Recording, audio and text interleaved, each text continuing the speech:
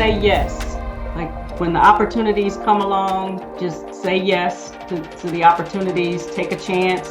And while you're in it, get the most from whatever it is that you're doing.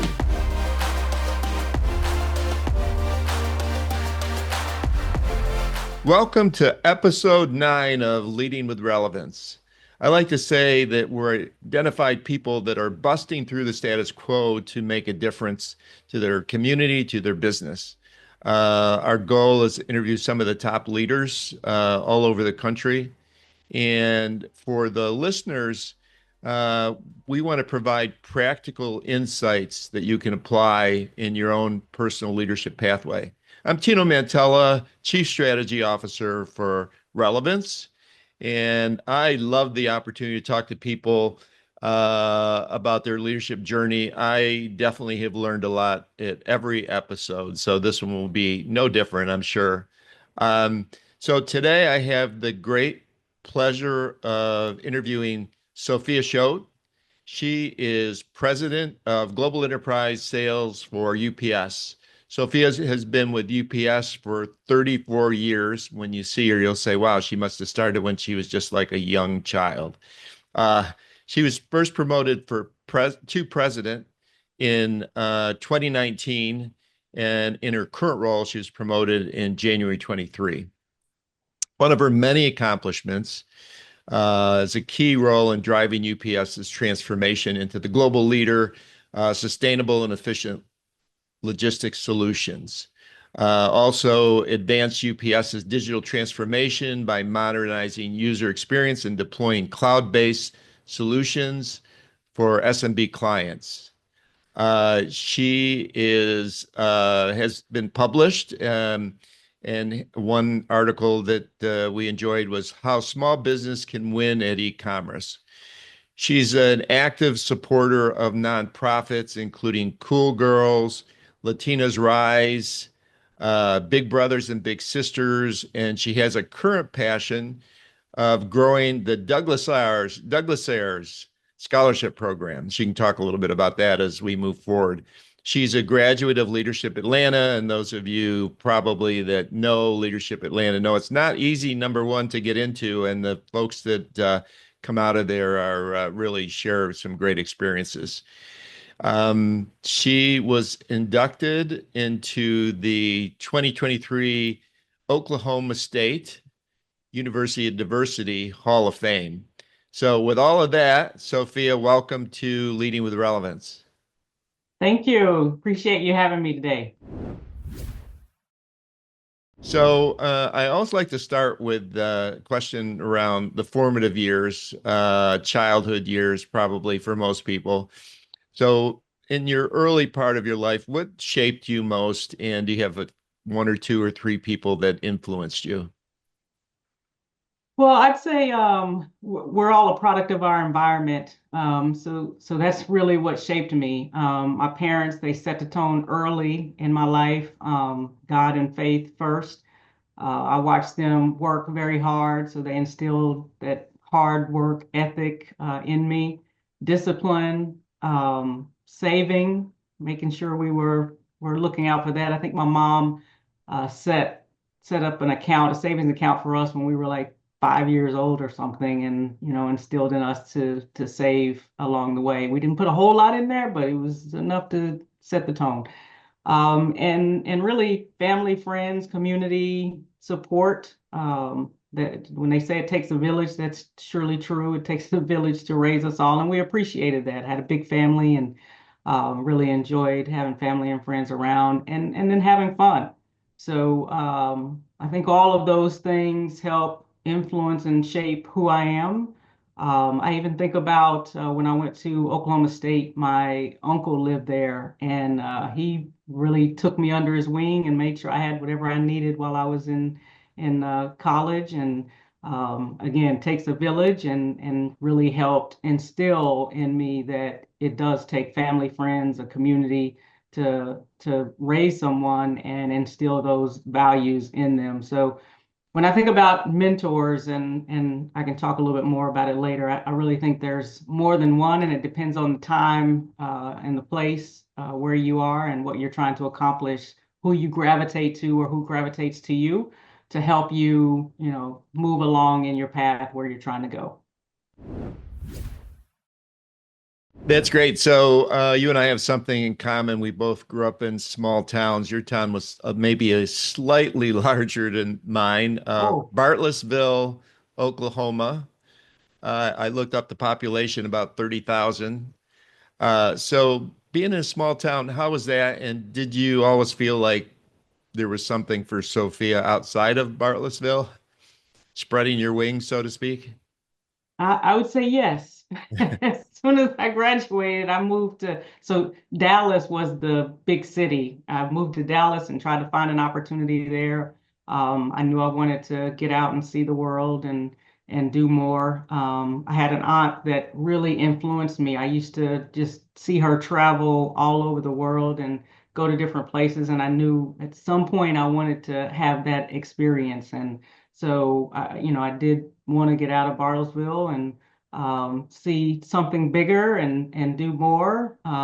It was a small town. We experienced a lot. There was, a lot of racism there. Hmm.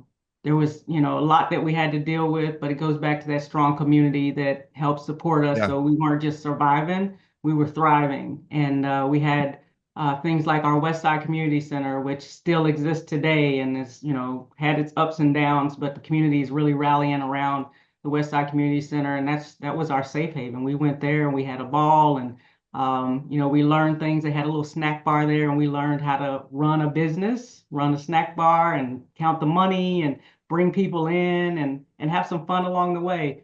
So we had some really good times in that small town of Bartlesville. We had some challenging times, but I think it made me who I am today. But I knew I wanted to leave and do more. Interestingly enough, my UPS career brought me back, and I started there and actually spent some more time there, but eventually got out. But yes, I knew I wanted to spread my wings and do more. Yeah, it sounds similar to me. But before we leave your high school journey, you were a two-time state high school relay champion, and I also read that you were inducted into the Bartlesville Athletic Hall of Fame in 2018. So talk about how athletics played a role in your development. Well, I think most athletes, and I don't know if I call myself an athlete because I couldn't run around a block right now, but That's okay. You did it then. I did it then. I think most athletes understood that it really helped you understand teamwork. It fueled the competitive side within me. And we had Coach Burt was a huge influence on us because he pushed us to be great. He saw in us what we may not have even seen within ourselves, but when we didn't want to get up and practice, he pushed us to practice because he knew if we did the right things, we could be winners. And I really learned that, we had to come together as a team with the same goal. We had to have that confidence that we were going to win, and make sure that we had the skills and the training and the coaching behind us that helped us do that. And so I think it also helped me come out of my shell a little bit. I'm a natural introvert, but running track and going to those track meets and really standing out to win the state championship and win when we competed was something that really instilled confidence and was good for my overall self. So I really saw value in athletics and being a part of that track team. And we held on to our school record in the 400 relay, the 800 relay. Also, I had the record in the 100 dash and the 200 dash for Wow. about 38 years. Wow. And just over the last few years, a new regime came in and finally got us and took away our record. So we stood Right. proud on that. And we're all still friends today. As a matter of fact, Coach Bird, along with Coach Green and our 1985 relay team, we do a scholarship to Bartlesville High School every year for a track student to give them a little something to help them go off to college with. So we still come together and remember what track did for us. Yeah, and we talk about individual sports and team sports. I did both. So, when you think about track, a lot of times you think about individual sport, but when you think about relay, you guys really did have to work as a team. Yes, absolutely. Lots of synchronizing, and we watch the Olympics and don't let that baton drop, right? Yeah, we were all on a group chat watching that, and we're all like going, I can't believe they dropped the baton. That was the most important thing. You just practice that handoff so many times, just standing in a line, practicing that handoff. Yeah. It's those little things that make a huge difference. Yeah, well, that kind of leads to business too, right? So, and Yes. then undergrad, Bachelor of Science from Oklahoma State. When you went there, did you have a career in mind? I'm not sure when UPS first came to the fore in terms of, I want to work for UPS. It was after I graduated, so going through college, I did not have a very specific path lined out, which is why I focused on business and management. I thought that would give me a good foundation. I gravitated toward marketing, so I had a minor in marketing. I really enjoyed that, but I really wanted to have that business and management foundation. So whichever direction I did tend to go in, I would have that to lean on and help me get started. But there wasn't a definitive path as I finished. And we talked about revisiting mentors maybe a little later in your life, who's talked about your family and the community. Are there people that you can point to later in your life in terms of what impact they had? You're certainly a person that gives back with all the nonprofit activities you do, and even working with small business. So, what kind of put you on that path?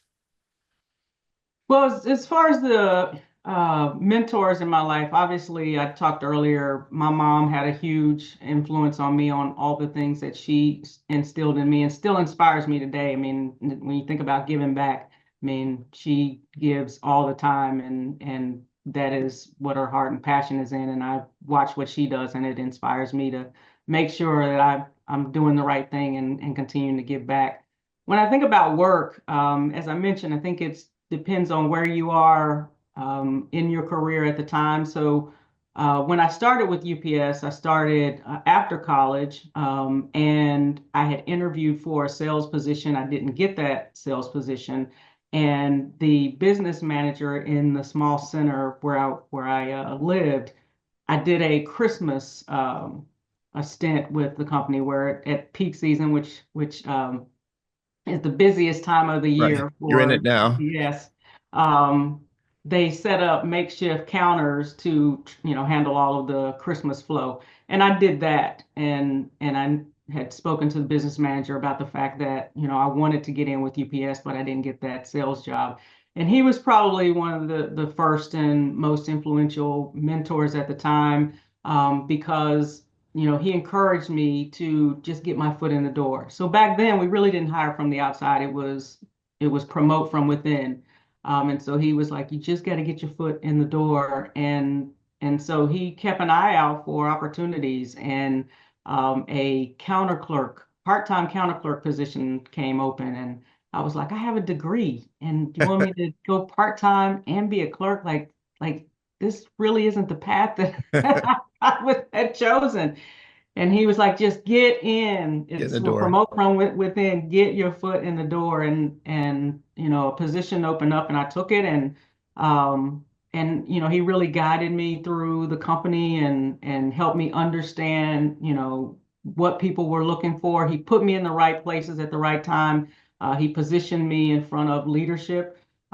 We used to have a group called CORE, which is Keeping Our Reputation for Excellence, and every center would go to the district office and present the center results. And he allowed me to do that so I could go and be seen by the people that made the decisions. And he was a real mentor. I could bounce things off of him. I could be real with him about what was going on and what I wanted to do. And and ultimately it worked out. I was promoted, and he continued to be a good mentor because he had been around for a while and had navigated the waters and could help me do that. Later in my career, it's hard to sometimes mention the mentors because you don't want to leave anybody out. Right. But I had several, but three immediately come to mind, and that's George Brooks, Kate Gutman, and Gerard Gibbons. And really, all three of them supported me throughout my career. They stood up for me, put their name out there for me, which says a lot because not everybody will put your name out there and stand behind you.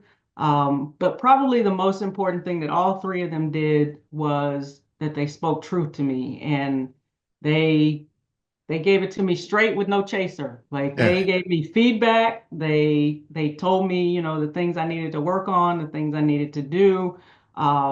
I wanted to be better for them. Like I knew they were investing in me. I knew they were, supporting me, and I wanted to do better for them, not just for myself. And it paid off. I did the things that needed to do to move up in the company and get promoted, and they stood behind me, and I really owe a lot to those people. And again, there are many more. I could pick out several people and point to a few things that they did, but um, that's those are some that really influenced me that I can point to. Like there's some specific feedback that they gave. There's some specific times where they stood in the gap and represented me, and said I was the obvious choice for the job and the next level, and it all worked out.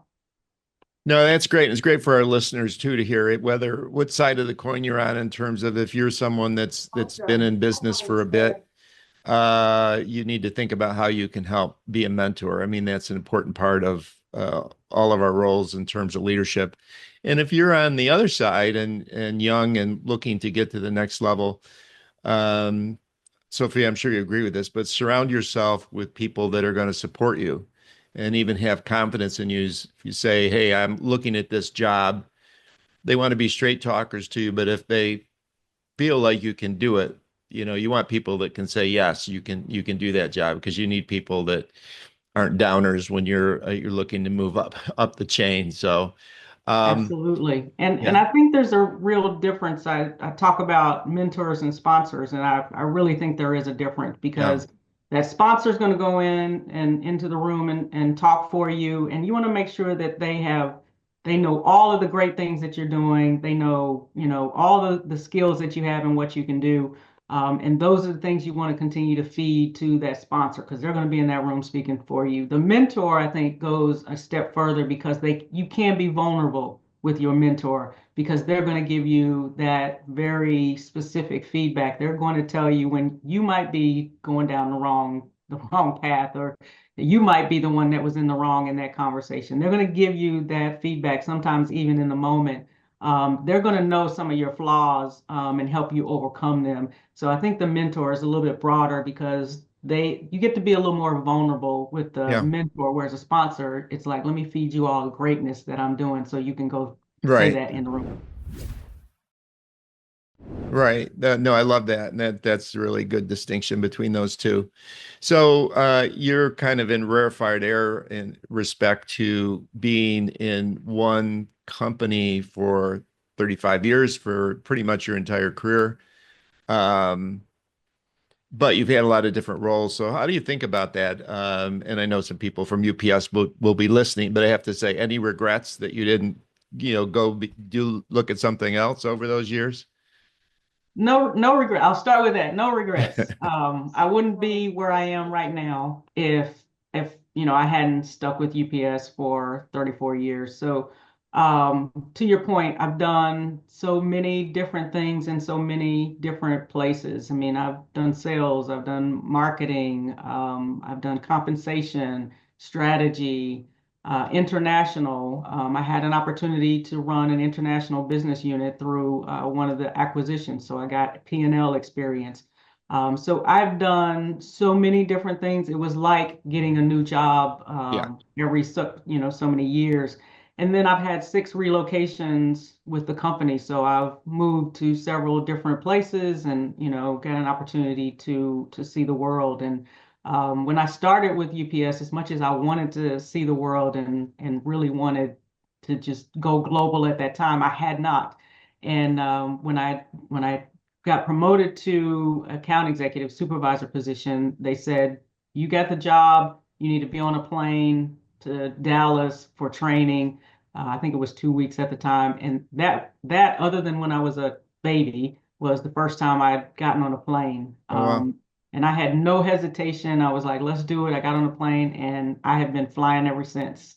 If I'm not traveling somewhere, I start to get antsy. But UPS has allowed me to see the world, and experience many different things and gain a tremendous amount of experience. So I don't look back and regret any of it. And trust me, there's been ups and downs. Yeah. I've had some good bosses and I had some really bad bosses. But I've learned from every one of them, and I wouldn't change a thing because it would have changed my course. So I need to ask you, it wasn't something that we had on our list, but since you mentioned you're an introvert and you also in the same breath say you're in sales, just talk about how an introvert thinks about sales. Yeah, that's interesting, isn't it? But and I'll also tie it into networking because Yeah. I have to do a lot of networking and I have to do a lot of interactions with our clients. And I say I'm an actress, so I turn it on when I need to turn it on, and but it's exhausting. I'm tired when I'm done, because it doesn't come natural for me, but I work at it. I understand it. I study it to make sure, if I'm going to see a client, I'm going to do my research. I'm going to look up the information on the client. I'm going to look up the information on the company. I'm going to study the products and services and solutions that fit for that company. I'm going to understand my sales team strategy. So I'm going to put in the work so that it comes across as natural, because I've done the research, because I've prepared myself for those interactions. And I'm going to work and I'm doing the things that I need to do to move forward. I mean, I can't go, I say I'm an introvert, but I also enjoy being around people. I know that sounds weird, but Yeah. Yeah. I find it entertaining. I mean, people watching is like something I enjoy, because you always see a lot of entertainment. But literally, I could sit back and people watch and be fully entertained. But the job and the things that I'm trying to do uh, make me get in the game and not sit back and just people watch, but actually get involved and be a part of the action. And every time I do it, and whenever I'm done, I might be exhausted, but I always have found some joy in it. That's great. You mentioned that you travel a lot of places in terms of your job. So, I had some listed: Oklahoma, Georgia, South Carolina, Texas, New York, and then back to Georgia. I probably missed some along the way. Um, Maybe just mention, because some people are, maybe it's different now with remote work a little bit, but willingness to move, I assume, to take that next step up. How did you kind of think about that? Well, one thing with UPS, and they don't move people as much as they used to, but when I started, I mean, every 2 to 3 years, they potentially were moving people to get them different experience, exposure, and promotion opportunities. And so coming into the organization, that was something I'd made up my mind that I wanted to do was open to do was relocation and moving around. So my first move, and I'll try to make it brief, but kind of give a little highlight. My first move was within Oklahoma, and it was because they needed to see, could I supervise people? So I was hired as an individual contributor, but they needed to see, can I really supervise people? Because again, they saw something in me bigger than just a account executive. And so they moved me to the district office and allowed me to supervise the air sales executives. So that was a move and an opportunity for promotion and visibility. And then Atlanta, my first experience in Atlanta was we used to do special assignments where they'd send you, put you on a team, project team to work on a project. My first one was to Atlanta. because I wanted to go international. I wanted an international assignment. And they moved me to, or sent me to Atlanta for a 6-month assignment and ended up spending time in Mahwah, New Jersey, and working on international systems. So my first try at international travel or an international assignment landed me in Mahwah, New Jersey.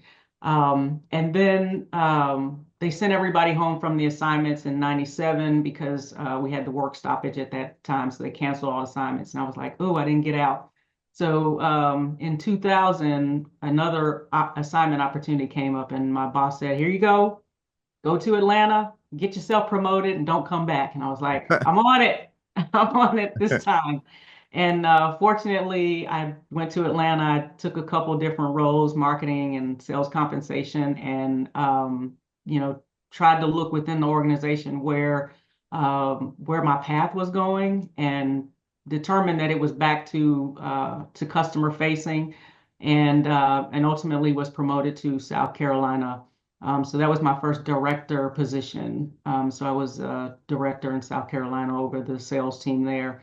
And at that time, South Carolina was considered a starter district. So they had smaller districts where the newer directors would go.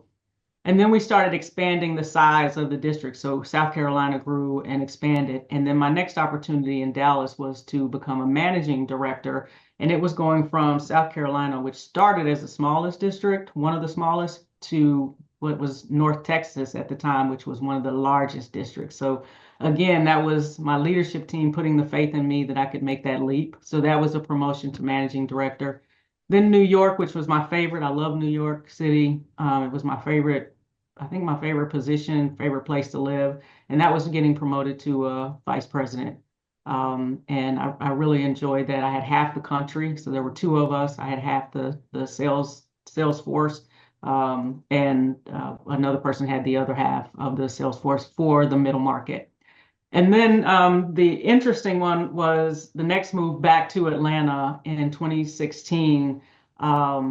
That's when I took over iParcel, the international acquisition. So here was my chance to Yeah, get my international experience and finally. exposure, maybe even get to move abroad and live internationally. And they said, you can stay in New York, you can move to Atlanta, or you can move to New Jersey because that's where the company was based. And I said, no.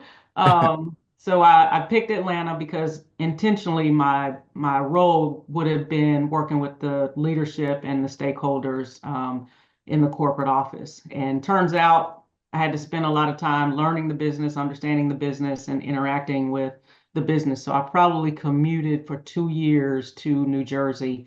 And then in 2018, they pulled me back into the core in preparation for a president role. And that's when I came back to become the president of US sales, focused on SMB and inside sales, and then ultimately took this role over enterprise group. No, I love that story. And I think it's, as people are listening, it's like you move for opportunities.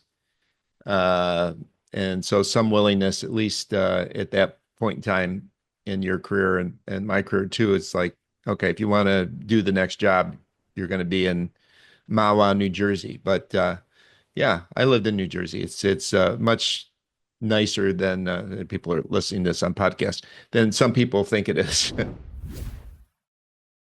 So since this podcast is leading with relevance, let's talk a little bit more about leadership and your leadership style. So can you reflect on some key lessons from your early career that shaped your leadership approach? Maybe some things that have stayed with you throughout your career.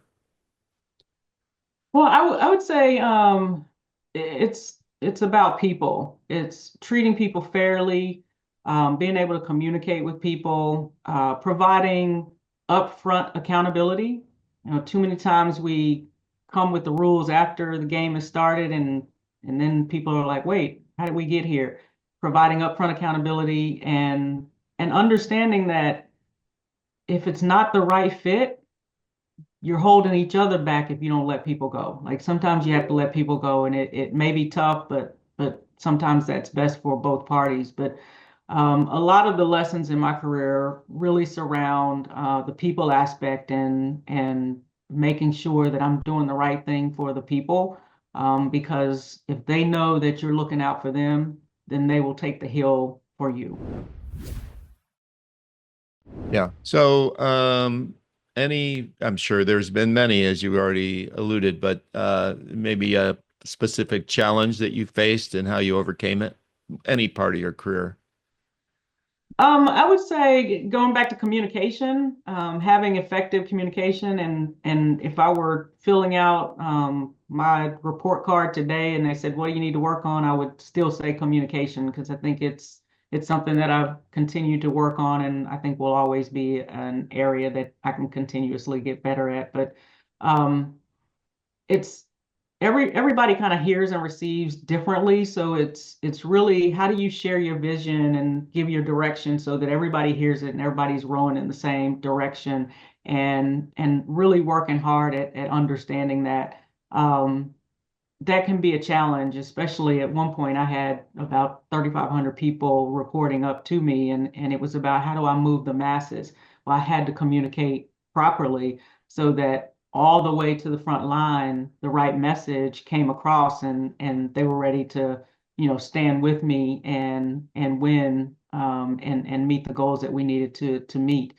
Um, Also, what I think one of the challenges as you move up in leadership is you live behind the curtain. You always say take a peek behind the curtain. Well, you live behind the curtain, so you know some of the intricate details of things that are going on, and how do you come back out from behind that curtain and communicate the right things to your team so that you're transparent, but you can't reveal everything that's going on, and how do you do that strategically so people don't feel like you're keeping secrets? They feel Yeah. like you're being transparent with them. But they also understand you can't give them everything, and they don't feel like you're holding things back. That sometimes can be a challenge when you know certain things, but you have to be very careful and strategic in how you communicate that. But again, that goes back to communication. I would say also as you move up, it's really learning who's authentic, and who's catering to your title. Like, who are the people that, Mm. stand beside you because they are authentic and they really believe in what you're trying to do. And when you walk out of the room, they're still pushing your message and supporting you versus those that may say something in front of you and something different behind you, and really being able to discern the difference. And that's not always an easy thing to do, reading people and having that trust in people and building that trust. And then I would say one of the many lessons, but one other last one that comes to mind is don't delay making the hard decisions. Mm. Sometimes it's tough, and you're like, well, let me put it off, or let me think about it some more. But sometimes you just have to rip the Band-Aid and make those hard decisions so that everybody can move on. And that can be tough the harder those decisions are as you maneuver within a company. Yeah, that's really good advice. So, we all follow UPS. Obviously, it's our hometown and also a one of the largest companies. And so, over the years, we've seen how much of a transformation, whether it's around technology or how employees are utilized. Now you're in holiday time. I know you're hiring thousands of employees, but is there one thing you want to point to that you would say you were part of or led that was a significant contribution to the advancement of UPS or your team? It goes back to the people. When I had the SMB team, and I was president of US sales, having a focus on SMB, that was I think a really critical position, and we were trying to go from a lack of growth to growth, and really getting everybody on board to achieve the profit numbers that we needed to achieve for the company, and getting that with the SMB team. And I was very proud of going from a negative growth position to a positive growth position within that first year I was in that role. And I attribute it to all the way from, the selection of the right people, developing those people, holding them accountable, motivating them, trying to be an inspiration to them. I was responsible for the people that came from, the starters that came to the company. So getting them trained immediately and really, setting the stage for the future leaders of the company. And when I look back now and see some of those people that I made a selection to bring them on in leadership roles, it really makes me feel good, and it lets me know that we did the right thing and put the right people in the right place. Now, you make some mistakes.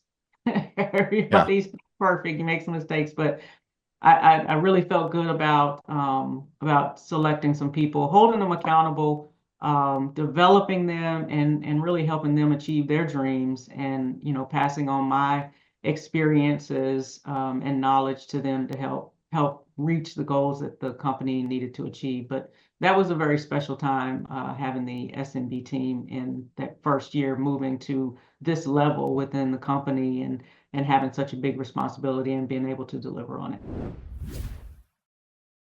You talked about communication and the importance of communication before, and you also said you had at one point 3,500 employees reporting up to you in some way.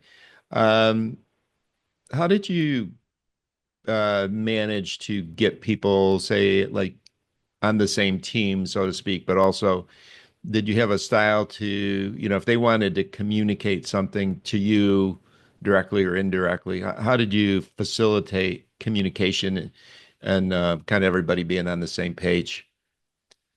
Well, we have open door policy at UPS, so anyone, knew that they could come to me directly if they wanted to. But it was making sure those lines of communication were open, not only with me, but with my leaders and the entire team. But I would hold focus group meetings to, understand what was going on with the team, hear directly from them, let them feel comfortable that they could um, talk in those meetings and express themselves. I established little committees where if we wanted to roll something out, we would bring in some of the customer facing account executives and say, here's what we're looking to do. Tell us, will this work? Rather than creating it in a vacuum and then saying, here's what we're doing and roll it out. And everybody say, well, wait a minute, that's not going to work. So I created advisory committees that we would be able to lean on and bounce things off of, so that, whenever we did roll things out, we could say, it was tried and tested. And really being there for people to be able to express themselves and tell us what was going on. And then I did as much as I possibly could. I got out and went to the different locations. So as when I was the VP, I had half the country. As president, I had the whole country. So I just traveled around the country and met with the leadership, met with the front line, to hear what they had to say and express my vision so that they could hear directly from me and ask the questions directly from me, so that I could make sure that's my chance to test as well, is the message that I'm sending getting to everyone at all levels, and how are they communicating it out. So that was a big piece of it, is getting out in front of the people, and making sure that they were hearing what I was saying, they understood what we were trying to do, and answer any questions that may have taken them down a different path because they needed clarity. So that was a big piece of it, getting out, and then really having the consistency, developing that message, and then making sure it got out and having consistency and executing to it. Got it. So we all know that now in the workforce, there's five different, we'll call it generations in the workforce, including the infamous Zs and millennials. And I guess there's a new group that will be joining the workforce soon. But and you talked about people, people being people for sure. But do you see some different needs? I mean, what do the younger folks want? Have you modified your leadership style, or has something changed, or do they all want similar things, whether you're a boomer or Z, so on. It seems like they want more, faster, sooner, instant gratification. Like, give it to me now. I know I just got here today, but can I get promoted tomorrow? Just, they want acknowledgement of what they're doing more so. And I just think about old school UPS, you get in and you just grind and Yeah. you put your head down and you did the job and got that tap and you moved on, but you just put your head down. They're more apt to speak up. They want their time off as well. Those are just some of the things that I see. So, we have to do things a little bit differently. And for example, I talk about, they want acknowledgement of what they're doing and promotions. Um, so rather than have a band, so you're, within this band, and that band has 3 levels in it, maybe we have 7 levels in there so that they can see the progression of the Hmm. band. So it acknowledges that, what they're doing, the accomplishments that they have and giving them a little something, a little reward for doing it. So there's that motivation for them, and then there's also that acknowledgement with which I think that's what I see is, they want that instant gratification. They want it now and they want to enjoy it.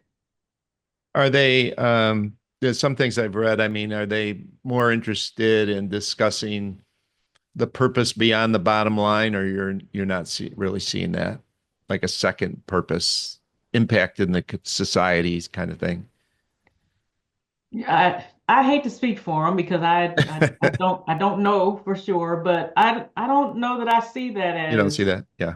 as the primary interest. Yeah. Got it. So that's interesting. Carol Tomei, first woman CEO for UPS. And I didn't realize until I looked it up because I thought there was more and the only Fortune 500 women CEO in Georgia. So would you say how things have changed? Is there a difference in women leaders? Of course, she's been a leader in big companies and she's a great leader. So, but how have things changed? I mean, I think leaders are leaders. It depends Yeah, on your skill set, your ability, what's in you.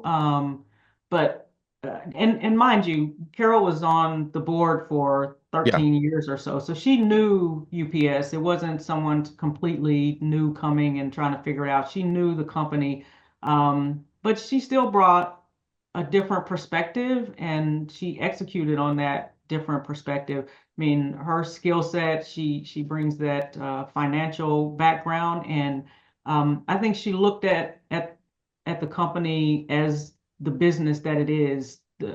Prior to her, we had a lot of people that grew up in the company, a lot of operators, and really focused on that operator side. And she really looked at the business as a whole and really listened to the people and tried to make some changes that impacted the people. You talk about the different generations. I think she took that into consideration. What's important to them, and how do we restructure some of the things that we're doing within the company? Um, from a sales perspective, I mean, every time I brought her to my sales team to, inspire and motivate them. I mean, everybody got off the call like ready to like go run and win. And she really knows how to turn it on to motivate the sales team. And then just being a woman leader that we had not had was inspirational itself because yeah, if you see it, you're more apt to believe it. So for the women within the company to see the CEO is a female says to them, there's an opportunity and a chance for me to do it. And that alone was inspiring. She is wicked smart and a phenomenal leader, and she has done some really great things for the organization.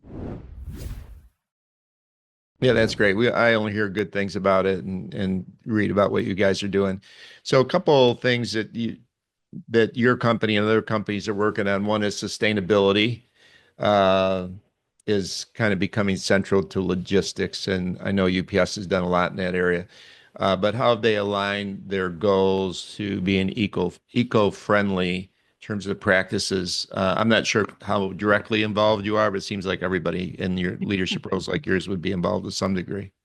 Everybody has to touch it in some way, shape, or form. A lot of the sustainability efforts align to our operations, the alternative fuel options that we have, a lot more electric vehicles, just the route optimization, which I think a lot of people are, familiar with that. I mean, we have a lot of engineers that know exactly how many steps it takes to do things Hmm. driving, Turn how do right or we left. optimize the route? Because you don't want to drive any miles that you don't have to. Yeah. And we all help support those efforts. When it comes to our clients, we have the carbon neutral offsets that we talk to our customers about, different packaging solutions. How can we get involved with things like that with our customers? Package labs. We look at all of those things. What are those companies trying to do, and how can UPS align and partner with them on those? And that goes all the way to the communities and the things that we're doing within the community, like all the trees that we're planting out in the community. So we're trying to do it with our clients as well as with our employees and dipping all the way out into the community. So sustainability is very important and a priority for the organization. Do we have about 15 more minutes, so I'm gonna, run through some of these questions and combine a couple of them. So DEI, diversity and inclusion, have been key things and themes in your career. And so, one part of this question is how do you ensure these values are integrated into UPS's culture and strategy? I assume you're an influencer in that area, but also, we may want to touch on some degree the shifting mindset when you look at universities and businesses and some leadership positions. We won't mention any names. There's seems to be less emphasis on that. So I packaged those two questions. Feel free to answer it any way you want. Well, I believe it's important. I believe it's still necessary. If you don't have diversity of thought and different people at the table having conversations, and some of these efforts have had to force, that diversity of thought and force different people to be at the table. But I mean, the quality and caliber of people that are available and out there from a diversity standpoint is tremendous. And so it should not be looked down on as if, somebody is not qualified to Yeah. do something because of one thing or another. But I think it's very important that you bring different people to the table and have that diversity of thought and make sure that we are doing the right thing and everybody gets equal opportunity to participate, equal opportunity for promotion, and experience and exposure. It just goes back to what I talked about. If you see it, you're more apt to believe it. And so, we have to have different people in different leadership roles, parts of the business, parts of the community, so that others can see that it is a possibility, that you can do anything if you put in the work to do it. Yeah. I like the way you framed it too. It's diversity of thought, and people their head goes to certain race or religion or whatever it might be, but it's broader than that. It's just having a team that's diverse, and a lot of statistics out there to show diverse teams perform better. So, um, Absolutely. when I was running a leadership development company, we worked with UPS on coaching and some other things. So as money gets tighter, sometimes companies shortchange, if you will, their leadership development. How do you approach it personally? And because you've had a lot of leadership development opportunities in your career, but for the people that report to you and the company as a whole. Um, I think about training, development, and that's one thing that I mean, you cut in all areas, but you really think I can't cut all of that, and UPS has not done that. We still have leadership development opportunities, and really even looking at how do we shape them differently? How do we create different type of leadership development opportunities? So I think sometimes we also have to be careful that when you see something is being cut, make sure we, look to the other side because we may have created something. And that's what Yeah. I've seen at UPS. We've cut a few things out, but maybe it's not as effective anymore, or maybe there's a different route we want to go. It's still very important. I mean, you're doing a disservice if you are, continuing to move someone up the ladder and create leaders, but not developing them and giving them the extra skills that they need to lead as they move up. So it remains important for UPS and should remain important for all organizations and community leaders to continue to develop yourself and always be looking for that opportunity to learn. I still see a lot of those opportunities within UPS and other businesses when I interact with other business leaders. But we also can't forget that it's our responsibility to develop ourselves. Yeah. So Good point. don't wait for the company to give you everything or create all of the resources and tools or to send you somewhere.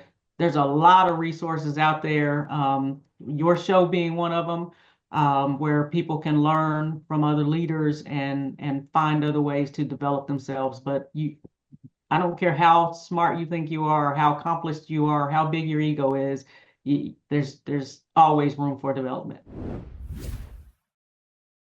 You had mentioned early on, and I remember reading about this, many years back that, UPS probably was in the top 1%.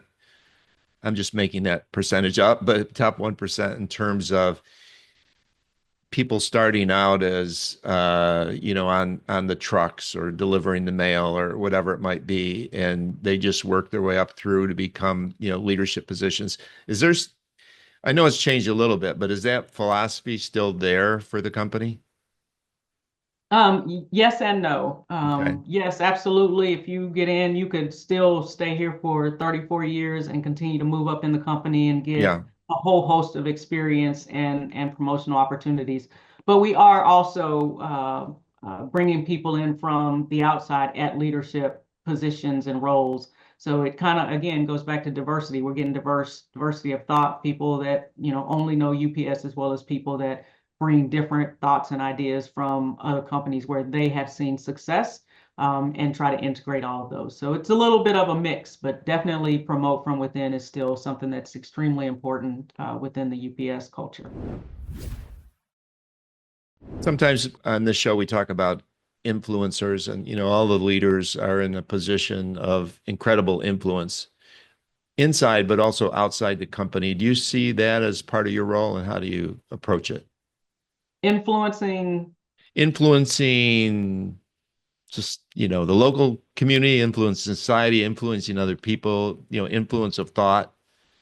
Absolutely, but which is one of the reasons I said yes to this. I've been at UPS for 34 years, but I've done a multitude of things within the company, and part of my responsibility is interacting with other businesses and understanding their strategy and what they're trying to accomplish and what their leaders are doing. And so that experience and knowledge that I have, I think is valuable. And I'd like to think I'm inspiring someone along the way because all the things that I've done and all the experience that I've gained, I want to share it. And if I can help anyone, I definitely want to do that. So I try to inspire. I mean, you don't set out to inspire. Well, I guess you could be an inspirational speaker, but just in the things that I do, I hope it inspires someone to number one know that they can do it too. I mean, Yeah. I say I'm a country girl with a city heart, but I came from a real small town, and here I am in one of the largest companies in the world, and I'm at the level that I am. So anyone can do it. I think there's a country song in the making there. You just have to think about the putting the rest of it together. Um, so I didn't want to leave the show without having you talk a little bit about your passion for nonprofits. So Cool Girls, your role there, Latinas Rise. I read about the Hot Pink Party. I'm not sure exactly what that is, and the Douglas Sayers Association, which I think is your current most exciting passion. But maybe talk a little bit about your role there, or just how you kind of approach being involved with nonprofits. Yes. I mean, I've always, as I talked way early on, always wanted to give back and be involved. As a matter of fact, when I took the job at UPS, there was a position for women and children in crisis. There was that and the UPS role, and I was debating which direction I wanted to go. Went the UPS route, but I've been able to influence on the nonprofit side and help. But um, Cool Girls, I actually chair the board for Cool Girls this year, so Oh, I have good. a very active role with Cool Girls. We really are empowering young girls across Atlanta. We have about 250 girls in 8 schools around Atlanta, Title I schools, and it starts at 8 years old. And I mean, we go all the way up to give scholarships to girls that have gone on to school. So we try to stay with them along the way as much as we can. But it's really helping the girls, be empowered and again see that there are possibilities to do whatever they want to do. And so I've been with that organization for 4 years now. I'm in my 5th year with Cool Girls, and it's an excellent organization, and it's wonderful to watch the girls grow up within the group, and then come back and volunteer and be a part of it. So great organization. Latinas Rise, one of my Leadership Atlanta classmates, started that organization just a little over a year ago, so it's brand new, but she owns her own business and understood the struggles that she had, really trying to get her business over the hump, finding the tools and resources to be successful, and just felt a yearning in her heart and soul to help other Latinas that are entrepreneurs to get their business over that hump and be successful. And so we provide education, networking opportunities, business opportunities to Latina entrepreneurs to see their businesses grow and be successful. And then Douglas Ayers Association is back in my hometown. So that's bringing that connection for me back to my hometown. Douglas School was an all-Black school that started in 1907. And in 1976, when we integrated, the school was dissolved. All the teachers at that time had moved to the other schools within Douglas. But for every 3 years since 1976, actually, I think it stopped in 1971, but every 3 years since 1976, all of the alumni, staff, faculty, and their families come back to Bartlesville to commemorate the history of Douglas School. And they were called Douglas Ayers, is what we call them.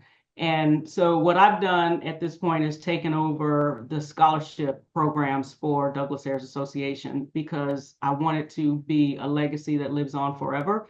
As Oh, that's the great. actual Douglas Ayers or Douglas School alumni, faculty, and staff get older, can't travel back in, pass away, you start to lose a little bit of the legacy and history, and I want to make sure we don't do that.